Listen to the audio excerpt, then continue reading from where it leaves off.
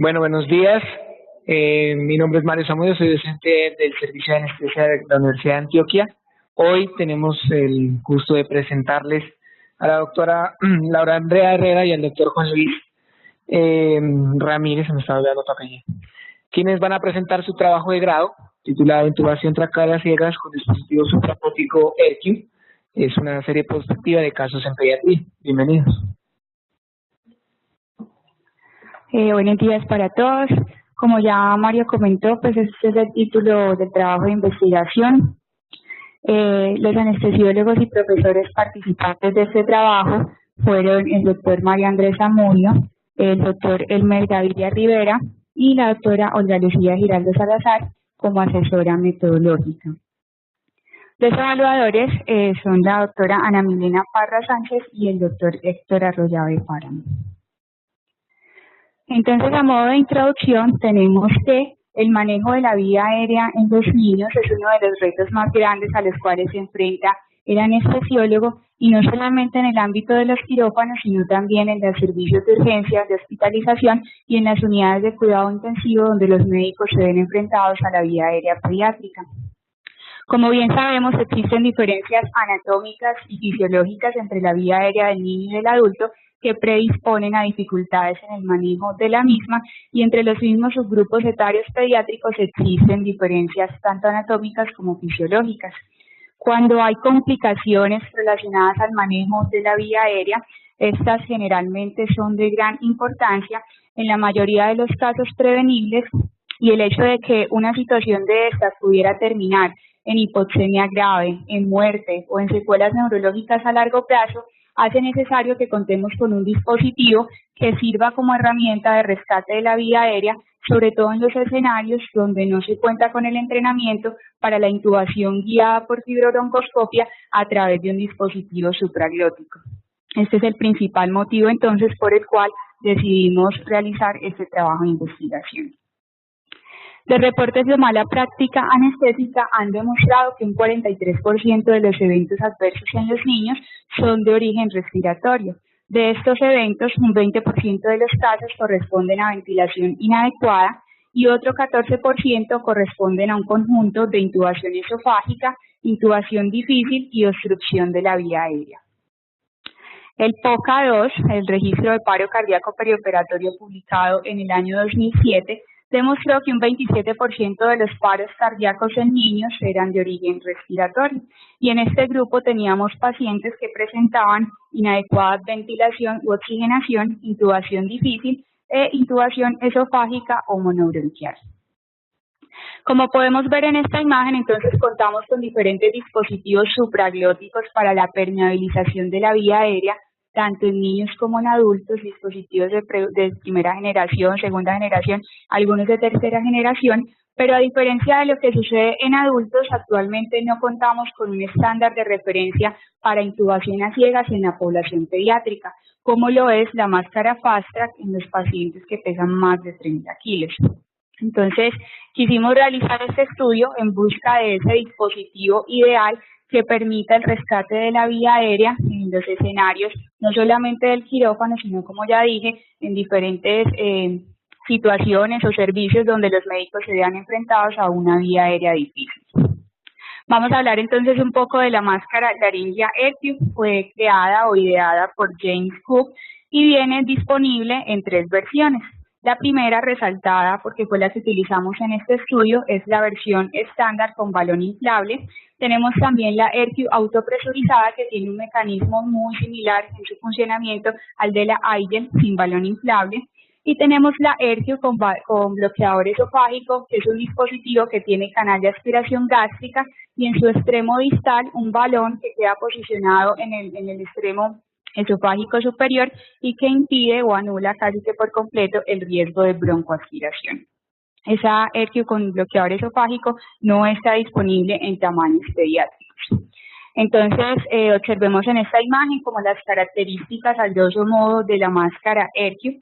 Vemos que tiene un conector removible en su parte más proximal con un mecanismo de rosca que le permite un mejor ajuste al tubo respiratorio. El conector viene en un código de colores según el tamaño de la máscara y hay que retirarlo para hacer la intubación a través del dispositivo. Viene unido al tubo respiratorio, de modo que pues no es factible que se extravíe. El tubo respiratorio, como podemos observar, sigue la curvatura de la vía aérea de los pacientes. Es un tubo corto y ancho, y el hecho de ser corto permite una mayor facilidad en el retiro de la máscara en caso de lograrse la intubación a través de la misma. Tenemos el balón piloto para el inflado de la almohadilla, y en la almohadilla como tal vemos que hay varias partes importantes. En primer lugar, un borde posterior que queda posicionado en la base de la lengua, es ancho y permite un adecuado sello del dispositivo a ese nivel. Tenemos un agujero auxiliar que permite una distribución más uniforme del flujo de aire. Tenemos esta área de la almohadilla que se llama rampa de elevación, que tiene una forma similar a la forma de omega del epiglotis y permite posicionar la epiglotis de modo que no obstruya la entrada a la glotis. Tenemos el agujero de ventilación, que es un agujero amplio, no tiene rejillas, no tiene divisiones y está ubicado de tal manera que el tubo que pase a su través se dirija hacia la entrada glótica. Y finalmente, las crestas de la almohadilla que quedan posicionadas en la porción anterior y superior del esófago, de modo que el riesgo de broncoaspiración también se disminuye de manera significativa. Entonces, ¿por qué escogimos la máscara laringea Erkiu? En diferentes publicaciones y estudios, Erkiu ha demostrado ser un dispositivo con buen desempeño en cuanto a la facilidad y los tiempos de inserción, las presiones de sello que logra, la ventilación pulmonar, y se ha demostrado ser un buen dispositivo como conducto para la intubación guiada por fibrobroncoscopia. Por ejemplo, en este estudio, un estudio realizado en 100 niños entre los 6 meses y los 8 años de edad, demostró que tenía buenas tasas de éxito en todas esas características que les acabo de decir, y que el tiempo promedio necesario para lograr la intubación a través del dispositivo guiada por fibrobroncoscopia era de 24.8 segundos, que si nos ponemos a mirar, pues es un tiempo relativamente corto. Este estudio quiso comparar la máscara Erkiu con la máscara laringea flexible en una población de 50 niños, clasificación ASA 1 y 2, con menos de 10 kilos. Se encontró que no habían diferencias en las tasas de éxito y los tiempos de inserción, así como en las complicaciones que en el posoperatorio presentaban los pacientes que fueron asignados a uno y a otro grupo. Se encontró que Erkiu logra unas presiones de sello mucho mejor comparado con la máscara laringea flexible. Vemos que para Erkiu en promedio unas presiones de sello de 21, más o menos 6 centímetros de agua, mientras que para la máscara laringea flexible unas presiones de sello de 17, más o menos 4 centímetros de agua. Y definitivamente las visiones fibroscópicas a través de la máscara son mucho mejores con la Erkiu que con la máscara laringea flexible. Entonces, como vemos acá, se logró una buena visión en el 84% de los pacientes en quienes se utilizó Erkiu, versus un 48% de los pacientes con buena visión del grupo de la máscara laringea flexible. Y pues no podía faltar el estudio donde se compara la máscara Erkiu con el estándar de referencia de intubación a ciegas en los adultos, que es la máscara Fast Track. Este fue un estudio que fue publicado en el año 2011 y se quiso evaluar la tasa de éxito de ambos dispositivos para intubar a ciegas 154 adultos que iban a ser llevados a cirugía electiva. Vemos entonces que con la máscara Erkiu hubo una tasa de éxito del 77% al segundo intento de intubación a ciegas versus un 99% de éxito al segundo intento con la máscara Fast Track. Además, estos autores hicieron un tercer intento de intubación guiado por fibrobroncoscopia a través de ambos dispositivos, demostrando que el éxito de intubación guiado por fibro fue del 95% para Erkiu y del 100% para la máscara Fast Track. Como podemos observar, si bien las tasas de éxito en Erkiu no superan las de la máscara Fast Track, que es el estándar de referencia, sí se acercan mucho y los diferentes estudios han demostrado un buen desempeño del dispositivo para intubación por fibrobroncoscopia. Entonces, nosotros creemos que estos datos pueden de alguna manera extrapolarse a la población pediátrica y en el contexto de intubación a ciegas.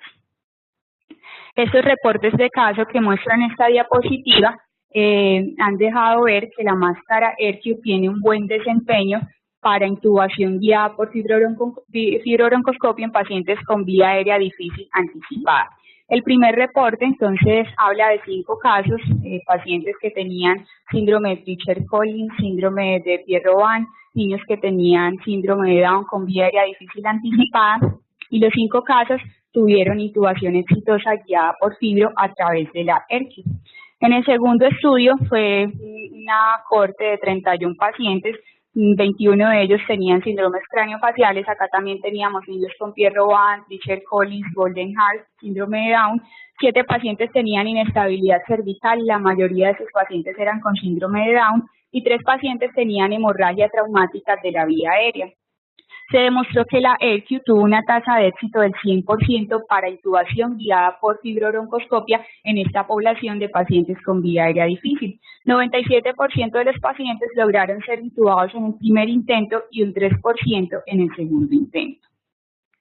Entonces, aunque nuestro estudio se realizó en el escenario de quirófanos en pacientes selectivos, nosotros consideramos que estas tasas de éxito que han demostrado todos estos estudios que les acabo de mostrar se pueden extrapolar al contexto de intubación a ciegas, especialmente en las situaciones de urgencias donde se pierde el control de la vía aérea y sobre todo en los escenarios donde los médicos tratantes no tienen entrenamiento en el manejo del fibrobroncoscopio como técnica de intubación a través de un dispositivo supraglótico. Esto teniendo en cuenta que actualmente la literatura no recomienda como técnica de primera línea la intubación a ciegas, sino la intubación a través de un supraglótico guiado por fibrobroncoscopio, especialmente en los escenarios de vía aérea difícil anticipada.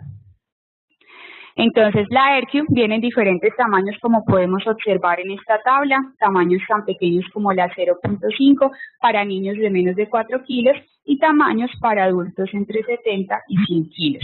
Los tamaños que nosotros utilizamos en este trabajo fueron 3, la 1.5 para niños entre 7 y 17 kilos, el tamaño 2 para niños entre 17 y 30 kilos y la 2.5 para niños entre 30 y 50 kilos. Como podemos observar, los diferentes tamaños de máscaras vienen en un código de colores que permite distinguirlas también unas de otras. Entonces, la pregunta de investigación fue: ¿cuál es el porcentaje de éxito de intubación a ciegas a través del dispositivo ERCU en pacientes pediátricos? Los objetivos de nuestro trabajo fueron entonces los siguientes. El objetivo primario fue describir el porcentaje de éxito de intubación a ciegas a través del dispositivo ERCU en 45 pacientes pediátricos con peso entre 7 y 50 kilos que fueran llevados a anestesia general para procedimiento diagnóstico o terapéutico en el servicio de cirugía infantil del Hospital Universitario San Vicente Fundación. Los objetivos secundarios fueron 4. El primero, describir las presiones de sellos del dispositivo que de manera intrínseca nos hablan de la calidad de la ventilación. Describir el grado de visualización fibroscópica, muy importante porque nos permite estimar, por decirlo así, la capacidad del dispositivo como conducto para intubar guiado por fibro. En tercer lugar, evaluar el porcentaje de éxito en cada uno de 3 intentos de intubación, es decir, se hacía un primer intento de intubación a ciegas, si no era posible intubar se hacía un segundo cambiando la orientación del tubo y si no era posible en ese segundo intento se hacía por último un tercer intento.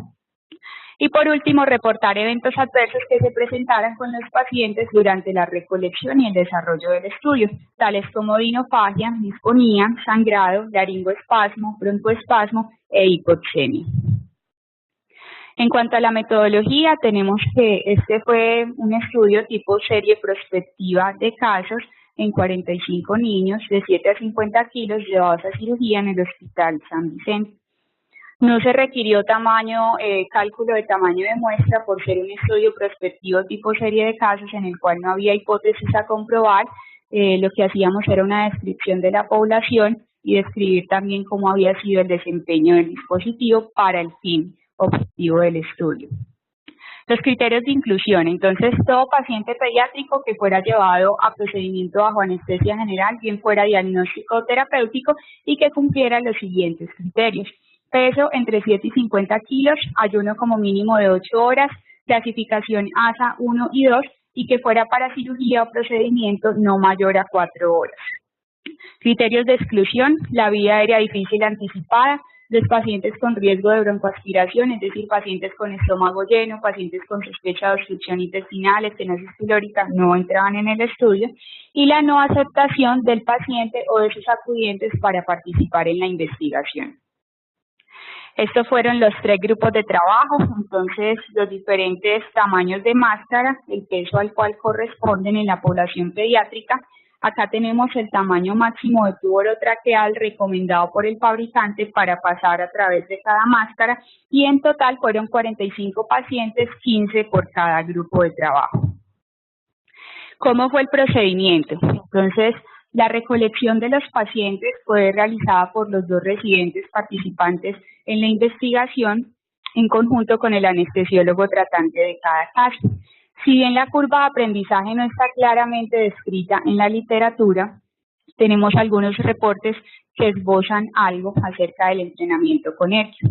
Uno de ellos es un estudio de cohortes que indica que todo aquel anestesiólogo que haya realizado 25 casos de pacientes tanto con vías aéreas difíciles como normales, donde haya utilizado la máscara ERCIO para ventilar y como conducto de intubación, se considera que tiene el entrenamiento. Otra cohorte indicaba que todo aquel anestesiólogo que tuviera 5 años de experiencia en anestesia pediátrica y que estuviera familiarizado con el uso del ERCIO y del fibrobroncoscopio se consideraba entrenado. Entonces nosotros lo que hicimos fue un entrenamiento previo en el laboratorio de simulación de la Universidad de Antioquia, insertando la máscara en diferentes modelos pediátricos, por decirlo así. Se evaluaba la visión fibroscópica a través de la máscara y se hacían los respectivos intentos de intubación a ciegas. En total, cada uno hizo 25 casos de ese entrenamiento. Una vez seleccionado el paciente con los criterios de inclusión, se explicaba al acudiente acerca de la participación en el estudio, se les hablaba pues de las consideraciones éticas y procedíamos a firmar el consentimiento informado. La inducción anestésica, bien fuera inhalatoria o venosa, y la monitoría quedaba a criterio del anestesiólogo tratante. ¿Cómo fue la técnica de inserción? Entonces, en primer lugar, hacíamos una adecuada lubricación del dispositivo con gel hidrosoluble y también ensayábamos el paso del tubo correspondiente a través de la máscara antes de colocarlo en el paciente. Insertábamos la máscara siguiendo su curvatura, que coincide con la misma curvatura de la vía aérea de los pacientes, hasta sentir la resistencia que ocurre cuando llegamos a la hipofaringe, y una vez posicionada la máscara, verificábamos que el bloqueo de mordida que está señalado en el tubo respiratorio se encontrara a nivel de los incisivos del paciente. Se inflaba la máscara con la cantidad recomendada por el fabricante para cada tamaño y con un manómetro de presión verificábamos que dicha presión estuviera entre 20 y 30 centímetros de agua, que es lo recomendado para evitar lesiones. Seguidamente evaluábamos la presión de sello o la presión de fuga. ¿Cómo se evaluaba? Entonces cambiábamos el interruptor de ventilador a bolsa, colocábamos la válvula APL cerrada a 70 centímetros de agua y un flujo de oxígeno a 3 litros por minuto, y nos fijábamos en la aguja del manómetro de presión. En el momento en que esa aguja se estabilizara, que casi siempre coincidía con una fuga audible, ese momento lo registrábamos ese valor como la presión de sello.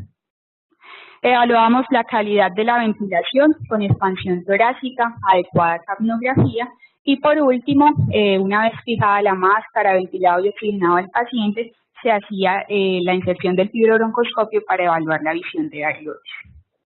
En el año 2011, estos autores publicaron un artículo donde escribían de manera muy gráfica las 5 visiones posibles que se pueden, digamos, obtener cuando se inserta un fibrobroncoscopio a través de la máscara ERCIO. La visión grado 1, como podemos observar, la laringe es completa, no tenemos epiglotis que interviera en esta visión. En la visión grado 2 tenemos la parte posterior y superior del epiglotis, pero logramos tener una muy buena visión de las cuerdas vocales. Y estas visiones grado 1 y grado 2 se consideran las ideales para intubación a ciegas. La visión grado 3 tenemos más componente del epiglotis, pero no alcanza a obstruir un 50% de la visión de la glotis.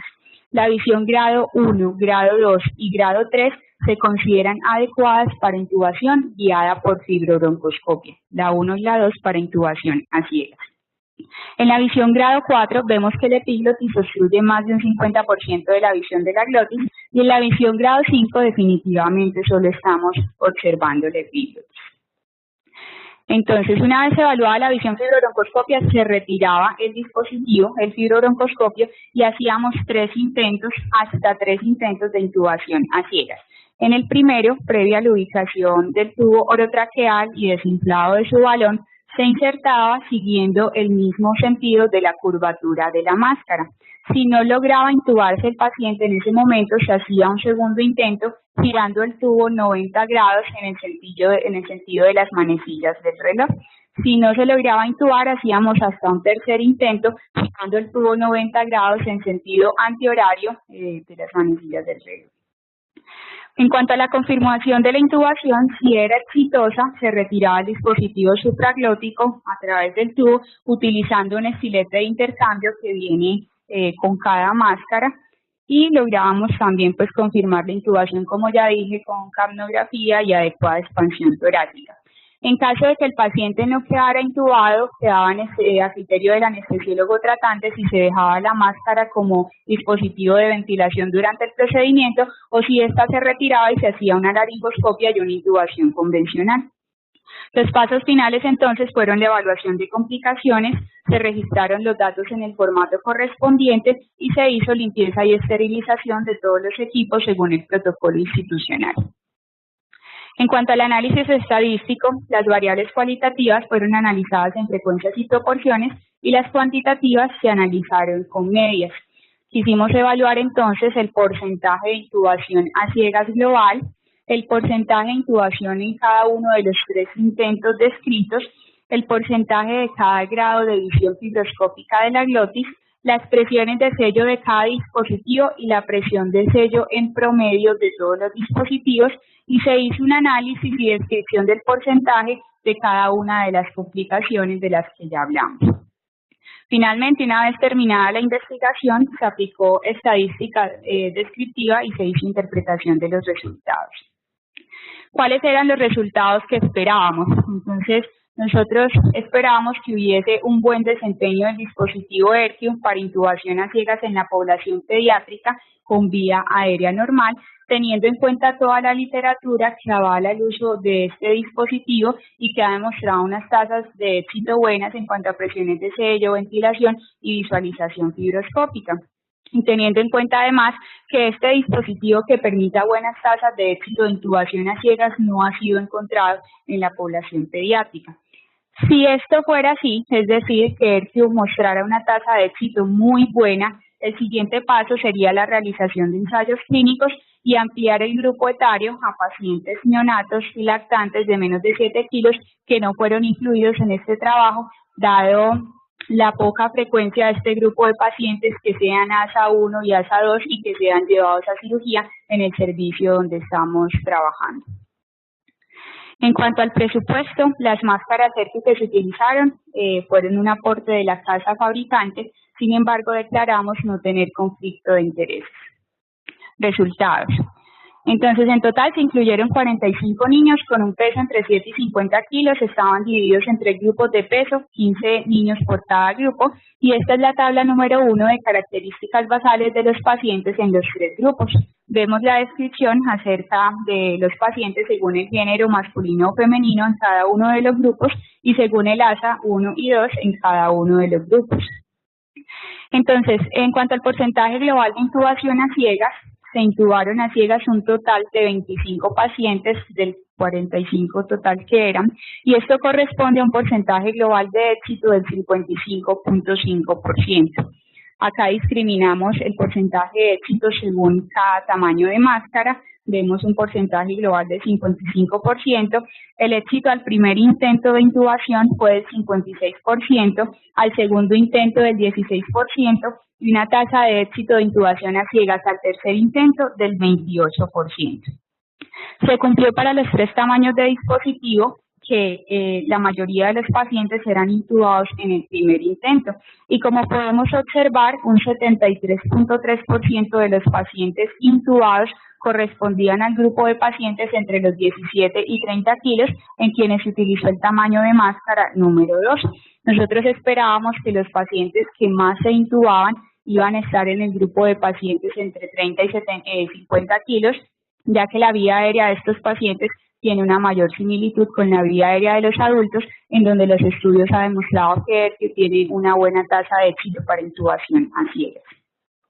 Las presiones de sello fueron alrededor de 17 centímetros de agua para la ERQ 1,5, 15.4 centímetros de agua para la número 2 y alrededor de 21 para la número 2,5, con un promedio total de presiones de sello de 17.7 centímetros de agua. En cuanto a la visión fibroscópica, tenemos que se obtuvo visión grado 1 en un 37.7% de los pacientes y visión grado 2 en un 16.6% de los pacientes. Estas dos visiones, como dije hace un momento, fueron las que consideramos ideales para intubación a ciegas y nos suma un porcentaje de visión ideal global del 54.3%. Si le sumamos la visión grado 3, estamos hablando de que son las primeras 3 visiones que son adecuadas para intubación guiada por fibrobroncoscopio y tenemos un porcentaje de las 3 visiones del 74.3%. El hecho de tener visión ideal para intubación a ciegas no siempre garantiza el éxito de la intubación. Entonces, de los pacientes que tenían la mejor visión, la grado 1, se intubaron un 82.3% de los pacientes. Es decir, hay una población en la cual teniendo la mejor visión posible no logra pasarse el tubo a través de ella. Y en el grupo de pacientes que tenían visión grado 2 se intubaron un 58.3%. En cuanto a los eventos adversos, en total fueron 8 casos de 45 quienes presentaron eventos adversos, lo que corresponde a un porcentaje del 17.7%. Y entre estos eventos adversos tenemos que 4 pacientes presentaron sangrado leve, ninguno sin repercusiones posteriores. Un paciente refirió odinofagia en el postoperatorio inmediato. 3 pacientes presentaron caída de la saturación por debajo del 92%. Uno de ellos ocurrió en el tercer intento de intubación. El paciente cayó su saturación a 88%, pero en ese intento se logró intubar, se conectó al ventilador y rápidamente recuperó su oxigenación. 2 pacientes presentaron laringoespasmo, uno de ellos en el momento de introducir la máscara, al parecer por superficialidad anestésica, se ventiló con presión positiva a través de la misma máscara ERQ, rápidamente pues se dio el laringoespasmo, también se aplicaron 2 dosis de propofol de 1 miligramo por kilo. Y otro de los pacientes presentó laringoespasmo posterior al retiro de la máscara, luego de que los 3 intentos de intubación no habían sido exitosos. Se hizo laringoscopia, se encontró que estaba en laringoespasmo, se le dio ventilación con máscara facial con presión positiva, una dosis de propofol de 1 miligramo por kilo y también se dio rápidamente. Un paciente presentó broncoespasmo intraoperatorio, se manejó con salbutamol inhalado sin ninguna repercusión en general en el postoperatorio en este grupo de pacientes que presentaron alguna complicación. Entonces, en cuanto a la discusión, tenemos que si bien la máscara ERQ ha demostrado ser un dispositivo adecuado en las diferentes variables evaluadas hasta el momento como ventilación, presiones de sello, intubación guiada por fibrobroncoscopia, tenemos que hasta este momento no existían estudios que evaluaran su eficacia para la intubación a ciegas en los niños. Que del total de pacientes intubados, que fueron un 55.5%, un 73% de los pacientes estaban en el grupo de 17 a 30 kilos, que corresponde al tamaño de ERQ número 2. Nosotros esperábamos, como ya dije, una mayor tasa de éxito en el grupo de pacientes que se acerca más al peso de los adultos, los pacientes entre 30 y 50 kilos. Este estudio, que fue realizado por el mismo grupo de investigación previamente, quiso evaluar como el mismo objetivo, pero con el dispositivo supraglótico Eigel. Fue una serie prospectiva de casos en pediatría de intubación a ciegas a través de Eigel, en este momento en proceso de publicación. Fueron 40 pacientes ASA 1 y 2 con peso entre 2 y 35 kilos y Eigel demostró un porcentaje global de intubación a ciegas del 23%, o sea, más o menos la mitad del porcentaje que demostró ERQ para este fin. Y 50% de los pacientes intubados estaban con peso entre 25 y 35 kilos, que corresponde al grupo de pacientes más grandecitos de esa cohorte. Este estudio quiso comparar los dispositivos supraglóticos Aigel y la ERQ autopresurizados. Es un estudio comparativo de dispositivos no inflables. Querían evaluar la facilidad de la inserción, las presiones de sello, la visión fibroscópica en 80 niños entre 7 y 30 kilos. Ellos encontraron que la Aigel fue significativamente más fácil de insertar que la ERQ, que la Aigel tuvo mejores presiones de sello que la ERQ con menor insuflación gástrica, pero que la ERQ tuvo mejores visiones fibroscópicas comparado con la Aigel, y esto ratifica todo lo que hemos dicho hasta el momento de que ERQ sigue siendo un dispositivo muy adecuado para intubación a su través guiado por fibrobroncoscopia. Entonces, si bien consideramos que la visión fibroscópica juega un papel muy importante en el éxito de la intubación, no siempre lo garantiza. De los 29 pacientes que tuvieron visión grado 1 y 2, se intubaron 21, que corresponde a un porcentaje del 72.4%. Una de las fortalezas de este estudio fue la inclusión de una población pediátrica en un amplio rango de peso, un rango mayor al estudio previo realizado con Aigel, pero de las limitaciones más importantes que tenemos es que no se pudieron incluir niños con pesos inferiores a los 7 kilos por ese bajo volumen de pacientes que cumplen los criterios de inclusión, que sean ASA1 o ASA2 y que no tengan estómago lleno y que sean llevados al servicio de cirugía infantil del hospital.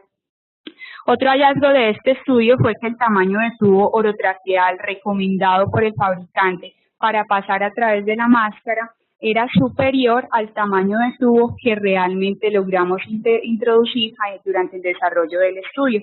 Entonces veamos en esta tabla que para el tamaño de ERQ número 1,5, el fabricante recomienda un tamaño máximo de tubo número 5 sin balón, y nosotros logramos introducir, previa lubricación adecuada, un tamaño máximo de tubo 4,5 sin balón y un 4 con balón, y de igual manera sucedió para los otros tamaños. El tamaño que logramos introducir era menor. Esto con frecuencia causó que fugara el tubo cuando se iniciaba la ventilación. En muchos casos tocó resolverlo colocando un tapón faríngeo, y en otros casos, según el criterio del anestesiólogo, retirar el tubo y hacer una nueva laringoscopia convencional e intubar al paciente con el tamaño que le correspondía. Como conclusión, tenemos entonces que con estos resultados no es posible recomendar el uso de ERQ para intubación a ciegas en niños. Podríamos decir que un porcentaje del 55% es como lanzar una moneda al aire, que no podríamos recomendar, sobre todo en los escenarios fuera del quirófano. Se deben continuar las investigaciones en busca del dispositivo ideal para tal fin, recordando que la intubación a ciegas a través de supraglóticos no debe ser la técnica de primera línea, sino la intubación guiada por fibro a través de supraglótico. Recordar que la máscara ERQ sigue siendo de gran utilidad para permeabilizar la vía aérea en los niños con buenas presiones de sello, buena calidad en la ventilación, y que un 74% de los pacientes tuvieron una visión adecuada para intubarlos a través de fibro, a través de la ERQ, visiones grado 1, grado 2 y grado 3. Para terminar, queremos entonces agradecer a nuestro Hospital Universitario San Vicente Fundación por permitirnos y darnos el aval para realizar este estudio, al personal de enfermería y los anestesiólogos del Servicio de Cirugía Infantil del hospital por su colaboración durante el desarrollo del estudio, y especialmente a nuestros pacientes y sus familias. Sin ellos no hubiese sido posible la realización de esta investigación. Este fue nuestro grupo de trabajo. Preguntas o comentarios. Siguiendo pues con el programa de las presentaciones de proyectos para título de grado, seguimos con los evaluadores, que para este caso con la doctora Ana Milena Sánchez del Hospital Universitario San Vicente Fundación y el doctor Héctor Arroyave, que es docente del Servicio de Anestesia y que también trabaja en dicho hospital.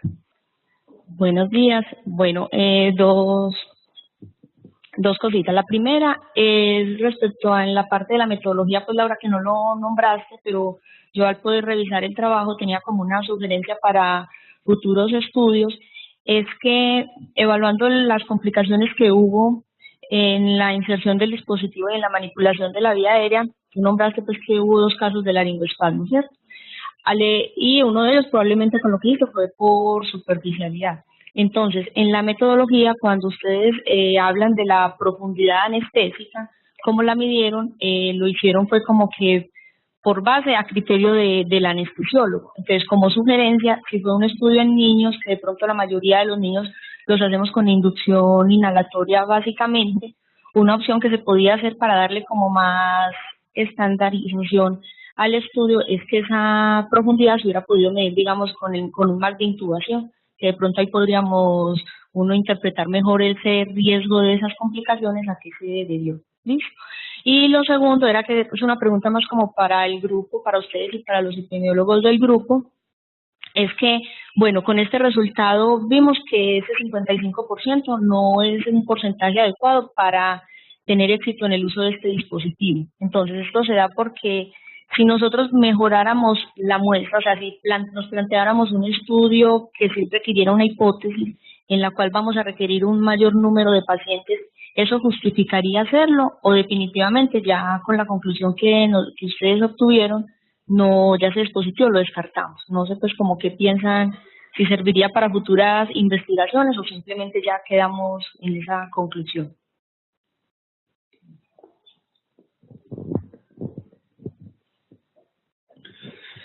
Pues, profe, la verdad, con con ese tamaño de muestra, lo que logramos pues es que pues uno piensa que no debería ser suficiente, que con este estudio es suficiente, porque es que un 55% para pues para uno recomendar una intubación a ciegas es un cara y sellazo. Entonces, normalmente uno para recomendar un dispositivo supraglótico para intubación a ciegas debe ser más del 90% del éxito de la intubación con los 3 intentos. Y este apenas llega un 50%. Yo creo que así el tamaño de muestra no vamos a lograr pues llegar a ese valor pues, de éxito en intubación a ciegas.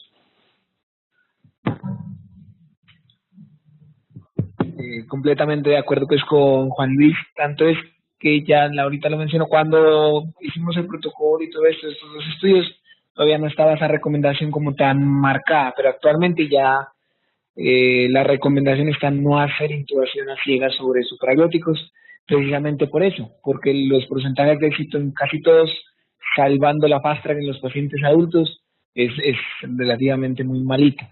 En ERQ les ha ido bien en adultos, pero como lo miramos en este estudio, en pediatría pues tampoco, siendo el mejorcito de los dispositivos supraglóticos para intubar a ciegas, no alcanza una porcentaje de éxito que sea seguro para someter al paciente a un intento de intubación que puede generar edema, y peor en el paciente pediátrico, que el edema en la vía aérea pues podría empeorar incluso la ventilación. Entonces, si usted se enfrenta entre una vía aérea difícil no anticipada, donde hace la laringoscopia, si falla, lo rescata con un supraglótico, aquí cuando ya la oxigenación está asegurada, paro y pienso, y ya con este estudio y otros, porque no somos los únicos pues que hemos estudiado esto, se recomienda la intubación con fibroscopia con eso. Entonces, respondiendo a la pregunta, creo que con esto y los otros estudios que tenemos es suficiente para no hacer intubaciones a ciegas sobre el dispositivo ERQ. No es tanto descartar el dispositivo, sino descartar la técnica de intubar pacientes a ciegas sobre un dispositivo supraglótico en pediatría. Reforzando eso, si ustedes miraron el porcentaje de eventos adversos, subió hasta un 17%, que es muy alto en general para estudios de diferentes dispositivos, medicamentos o cualquier, digamos, intervención que se esté evaluando. Entonces, es demasiado alto para ustedes. Es que vamos a hacer un estudio con mayor número de pacientes porque hay mucho riesgo con ese porcentaje. Y además de eso, pues si nos hubiera dado de pronto entre un 70, un 80% como ese desempeño, pues uno pensaría que de pronto mejorando el tamaño de muestra se podría también mejorar el rendimiento, pero es que 55, lo que dijo Juan Luis, es como un caricello.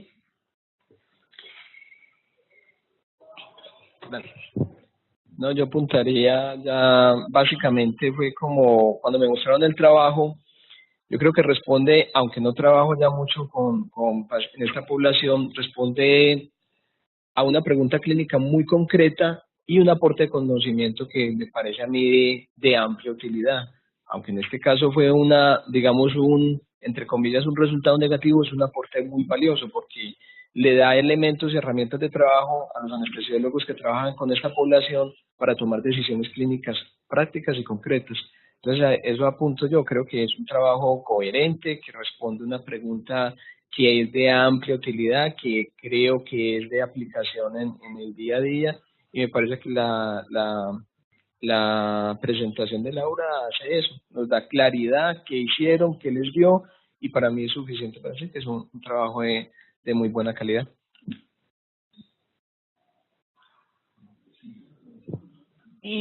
Vamos a darle la palabra a los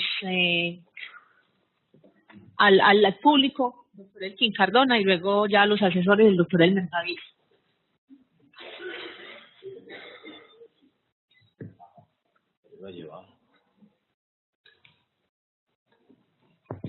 Gracias. Yo creo que en el trabajo pues hay un elemento como de contaminación, me parece a mí, es haber incluido pacientes mayores de 30 kilos, porque como todos sabemos, más o menos en la edad de 8 años la vía aérea de los niños deja de ser niños y se vuelve como los adultos, y normalmente un niño de 8 años no alcanza los 30 kilos, entonces sería un poco más concluyente el trabajo. Si se trata de sacar conclusiones en cuanto a la población pediátrica, yo diría excluir ese porcentaje, ese tipo de pacientes.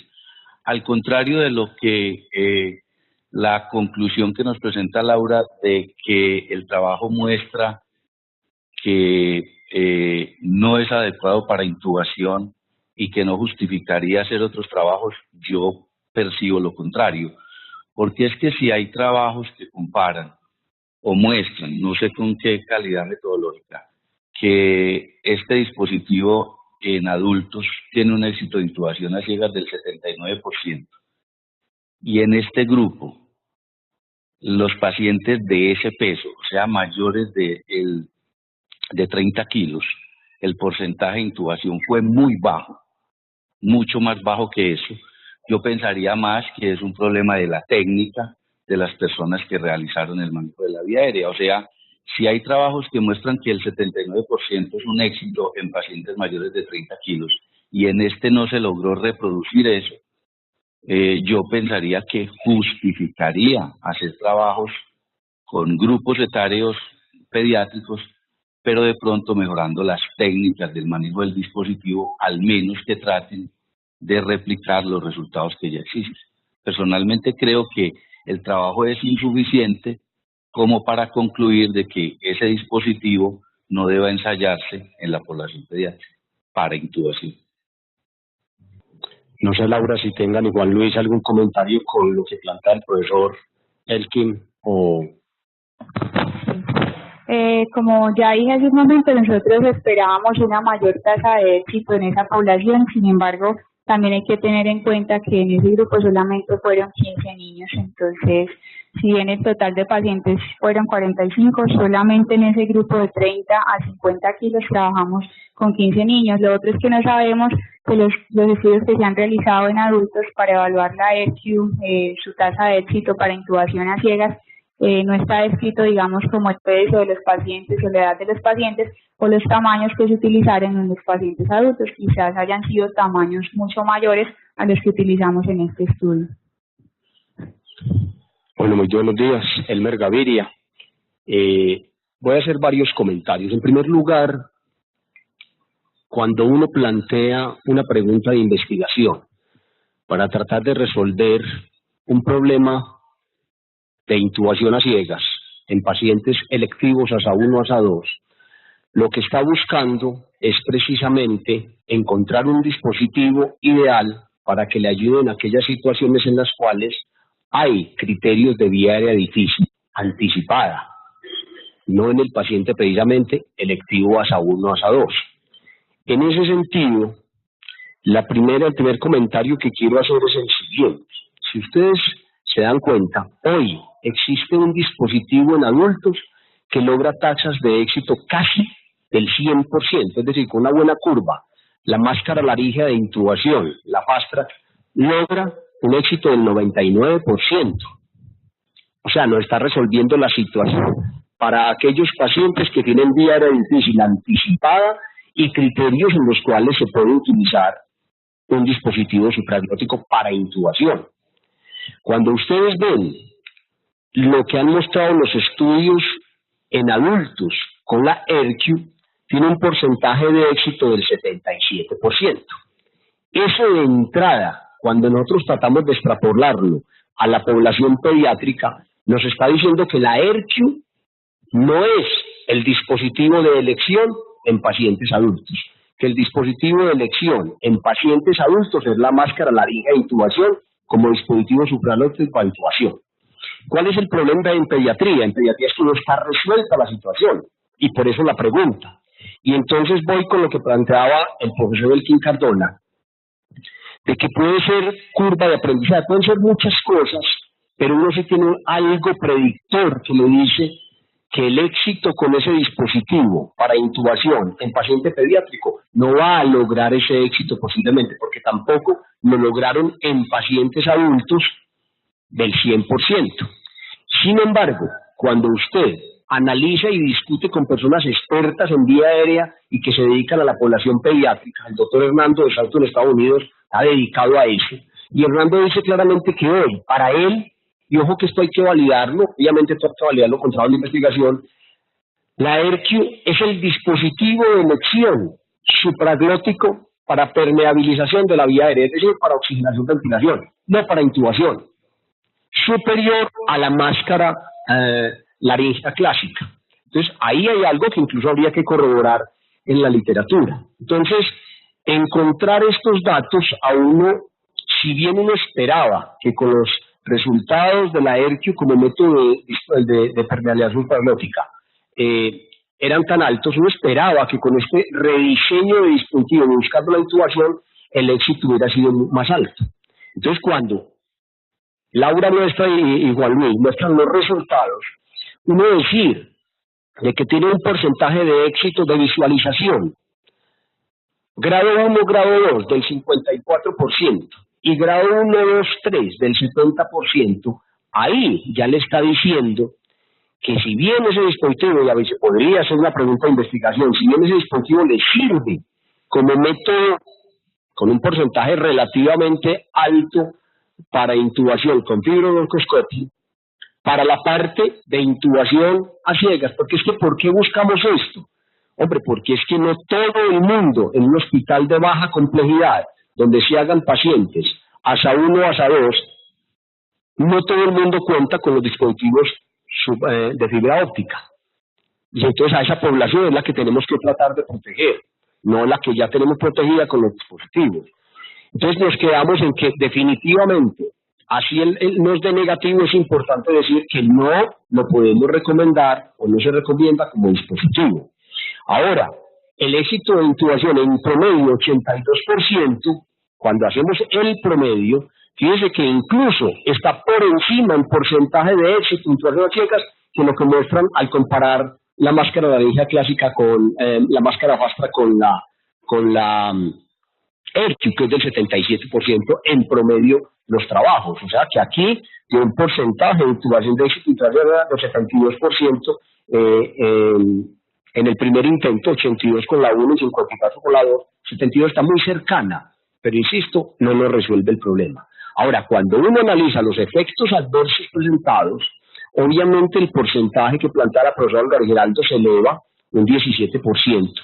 Y uno diría, bueno, aumentando la muestra va a resolver o va a encontrar esa misma frecuencia de complicaciones, de efectos adversos, o de pronto disminuye. Yo a Laura y a Juan Luis le hacía la pregunta que se discriminara muy bien los efectos adversos, a qué se pueden haber debido. Porque es que si yo tengo un laringoespasmo, y mucha gente incluso a veces supone que por utilizar un dispositivo supraglótico no vamos a tener efectos adversos graves como el laringoespasmo, que termina siendo un efecto adverso grave porque puede llevar a la muerte del paciente, y su asociación con infecciones respiratorias anteriores, o qué pasó.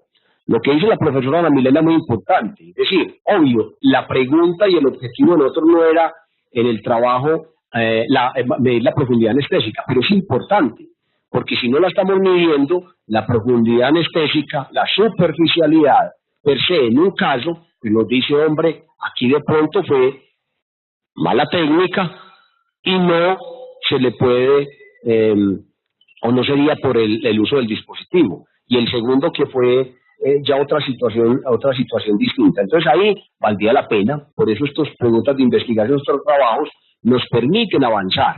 Una de las cosas en las cuales podría caber una pregunta nueva es, en esos pacientes con visualización grado 1, 2, 3, ¿qué pasa entonces con los que tienen 4 y 5 frente a posibilidades de éxito de intubación con el dispositivo de fibra óptica? Ahí sería muy interesante, no mirar los fáciles, mirar los difíciles, ¿qué pasa? Porque allá es donde tenemos que avanzar, es decir, resolver los más difíciles. Es decir, ese 20% que nos queda de visualización 4 o 5, ¿qué poder hacer con ellos? ¿Será que se pueden intubar? Yo creo que sí, pero habría que hacer. Entonces, lo otro que le queda a uno de todas maneras, cuando la literatura habla de 20 a 30 centímetros de agua, lo que estamos buscando es evitar las complicaciones producto de la hipoperfusión prolongada a nivel de las mucosas, en este caso pues supraglótico. Fíjense que estuvieron entre 15 y 17 centímetros de agua, hablan de 20 a 30 centímetros, pero habría igualmente que evaluar por qué en los niños más pequeños se logran presiones de sello menores y en los más grandecitos se logran presiones de sello mayores. Igualmente, cabe la pregunta, hay que evaluarlo, hay que mirar por qué. En síntesis, en resumen, digo, seguimos en la búsqueda de un dispositivo supraglótico y posiblemente ERQ pueda avanzar, como lo puede hacer uno. La pregunta que hace en este momento, ¿y por qué máscara laringia clásica? El doctor Archibald con su equipo, ¿por qué no ha avanzado a diseñar máscaras laringias fast track para niños? ¿Por qué no están en el mercado? Que sería la pregunta si en adultos tiene el 100% casi de éxito. Posiblemente la variabilidad de los grupos etarios, etcétera, otras cosas que diferencian a los niños de los adultos.